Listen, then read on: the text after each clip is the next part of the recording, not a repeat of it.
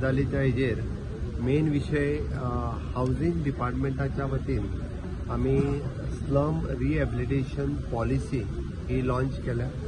आम्ही slum housing डिपार्टमेंटाच्या वतीन through collectors हे स्लम नोटिफाय करतले आणि स्लम नोटिफाय केल्या उपरांत स्लम रिहॅबिलिट करपा खातीर सरकाराचो प्रयत्न आसा. ज्या पद्दतीच्यो मेन टाउनांनी आमच्या स्लम आसा तांकां रिहॅबिलिट करून तांकां घर बांदून दितले.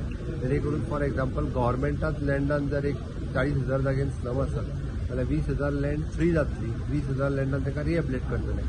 Totally on the public private partnership. खंयसरूच सरकाराचो एकूय पयसो हेच्या खातीर खर्च करचे ना. आमी म्हजें घर ह्या स्किमींतल्यान जेन्ना स्कीम हाडली तेन्ना बऱ्याच जाणांची टिका असली की आम्ही सरकारी जागा ताका विकत घेतले म्हणून. तर ना, ज्यो स्लम नोटिफाय जातल्यो त्या स्लम नोटिफाईड स्लमांतल्यान कोणी तांकां म्हजें घर ह्या स्किमीच्या अंतर्गत तांकां एप्लाय करपाक मेळटना. तर तांकां स्लम रिहॅबिलिटेशनांतल्यान तांकां रिहॅबिलिट करतले. उरलेल्यांक म्हजें घर ह्या स्किमींतल्यान आमी गव्हर्मेंट आसतले, कोमुन्जाज आसतले, आलवारा मोकासो आसतले तांकां जागो दिवपाचो सरकाराचो जो आमी म्हज्या घर ह्या स्किमींतल्यान हाडला तातूंतल्यान दितले. वेळच्या वेळी रेट जे कितें आहा पळय ते नोटिफाय करता.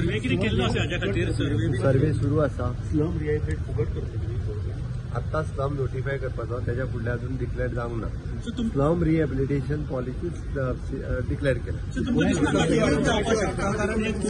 विरोध जावपाक शकता असं दिसना सर तुमकां? कारण खुबशे लोकांक डायरेक्ट म्हणजे बिगर गोमंतका तांकां मेळटले अशे तरेचो एक वास. आम्ही आता फक्त म्हटलं आम्ही स्लम डिक्लेअर करतले आणि स्लम रिहॅब करतले. आम्ही कशें करतले, कितें करतले, कितले पयशे घेतले हेजेर अजून कांयच उलोवंक ना. Okay, that we will decide afterward. पयल्यान पयली जी स्लम खूब मोठ्या प्रमाणात वाडटा त्यो बंद जावप हे गरजेचें आसा. कशें दितले, कितें दितले ते फायनलायज होम मिनिस्टर स्टॉप करतले. होम मिनिस्टर अमित शाह वांगडाच जाय मरे.